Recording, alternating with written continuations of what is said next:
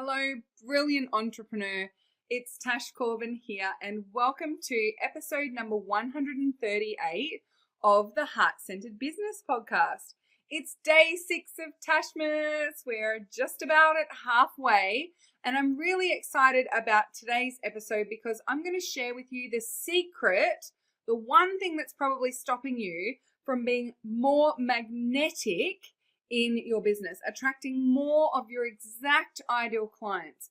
And it might not necessarily be what you think it is. So I'm going to share with you the secret to being more magnetic, and it's that one thing that's probably stopping you and blocking you. And we've got a great freebie for today as well. So let's get started with the episode. And remember, you can grab the show notes from today at tashcorbin.com/138. Let's get started.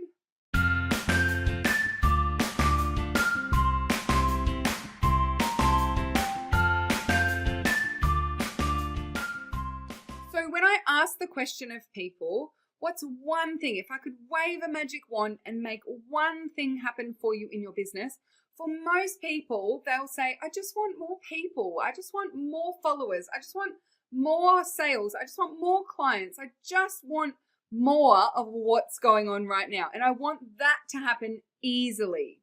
Well, the good news is that it is actually easy to start attracting more people to your Facebook page, to your social media channels, to your business, to your work. It's actually a lot easier than you're probably making it for yourself. And one of the key things that I see people doing is they don't actually get clear on who they are here to serve for now. So let me explain this a little. In the Magnetic Business ebook, which is our freebie for today, so you can go and grab that by going to the show notes, tashcorbin.com/138, I talk about the different principles of becoming more magnetic in your business. And one of the things that magnets do is that they attract and repel. So you need to actually have the two poles in order for the attract part of the magnet to be nice and strong. You can't have a magnet unless it decides that it's okay to do both. And it's the same for you in your business. So for now, it may not be forever, but just for now, you need to make a decision about who you are here for and who you are not here for right now. Now, that feels really hard for a lot of us, and it feels really uncomfortable because we can help everyone. But if you try to speak to everyone, you end up speaking to no one. So the secret to being more magnetic in your business is actually to try and attract less people. So instead of trying to attract all the people in the world, all of the billions of people in the world, actually, what if I was to say to you, just focus down on the next 100 people who are exactly the same, are at exactly the same point in their journey, have exactly the same troubles showing up for them right now, are using exactly the same words to describe what it is that they need. How much easier would it be for you to attract those 100 people because you would be clearer in your messaging, you would know exactly who you were looking for, you would speak exactly to those people, and chances are you actually know 5 or even 10 of those 100 people right now. You could go and actually talk to them.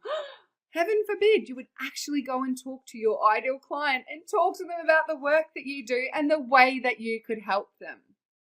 So instead of trying to think of how can I get as many of the billions of people in the world to come and find my business and love me and recognize what I do and understand how important it is to them, instead of trying to do that, which is really hard, why don't you become more magnetic by focusing your energy and attention? And as I said, just for now, not forever, but focus that energy and attention. And it doesn't necessarily have to be based on demographics. There are certain questions that I make people in my takeoff program decide.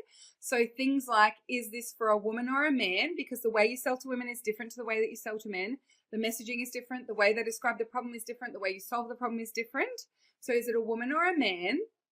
And does that person work for themselves or work for someone else? They're the two non-negotiable decisions that I make my clients make. And if that is like, oh, but I can help men and women. Oh, but I want to serve both men and women. Oh, but I want to serve people who work for someone else and people who work for themselves. I want to challenge you to make a decision just for now, not forever.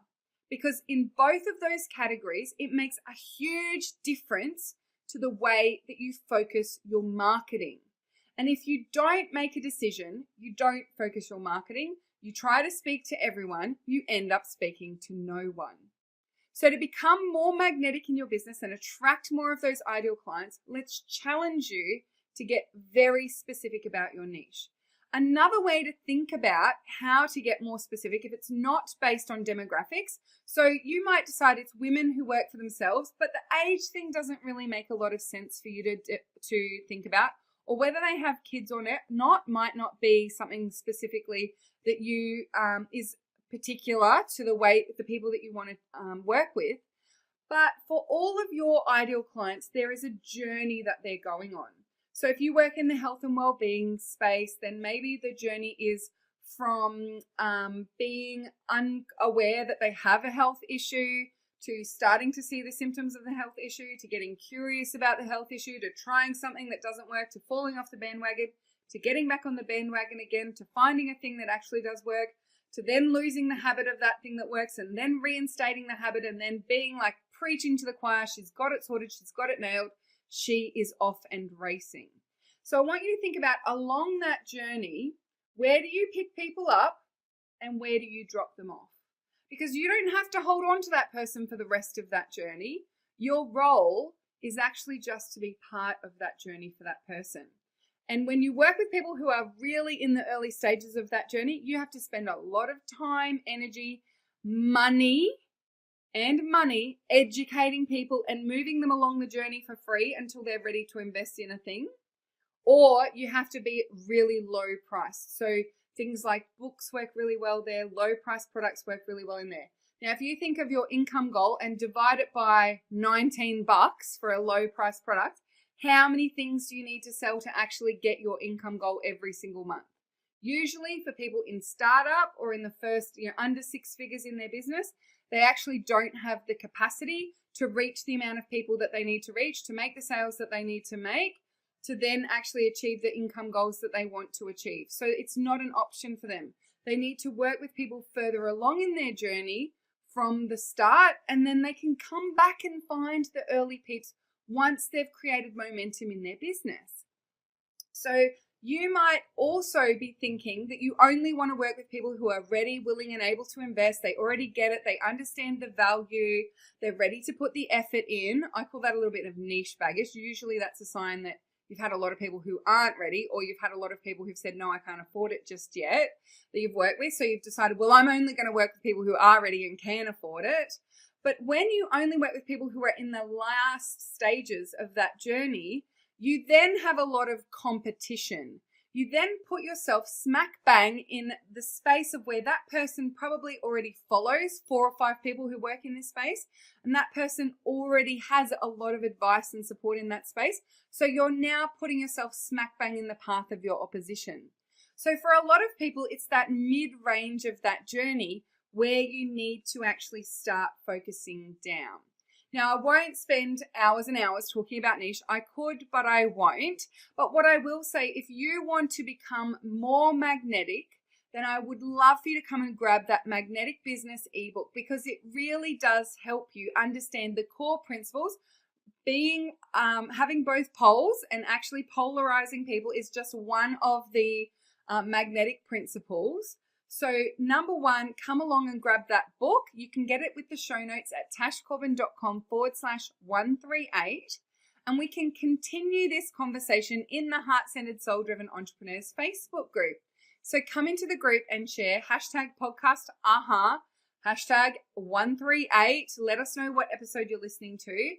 And let us know what questions you have, what ahas you've just had, what decisions you've now made about your marketing as a result of listening to this podcast. Let's continue the conversation. Until then, I've been Tash Corbin. You've been a fabulous listener. Thank you for being part of Tashmas, and I cannot wait to see you shine.